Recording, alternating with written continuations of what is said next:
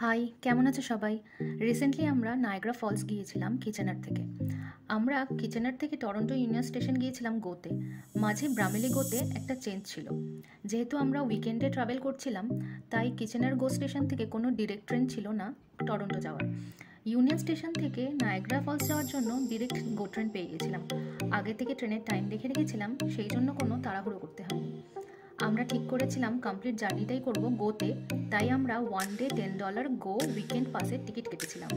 Niagara Falls গো station পৌঁছানোর পর একটি উইগো বাস আমাদের টেবিল রক ওয়েলকাম সেন্টার নিয়ে গিয়েছিল ফ্রি অফ কস্ট। এই ওয়েলকাম সেন্টার থেকে উইগো বাস পাস পাওয়া যায় নায়াগ্রা আশেপাশের এরিয়াটা ঘুরে দেখার জন্য। যেহেতু এখানে পার্কিংয়ের একটু সমস্যা হয়, তাই অনেকেই উইগো পাস নিয়ে আশেপাশের জায়গাগুলো ঘুরে দেখেন। আর এই ওয়েলকাম সেন্টারের ঠিক পাশেই হচ্ছে বিখ্যাত নায়াগ্রা ফলস। অসম্ভব সুন্দর।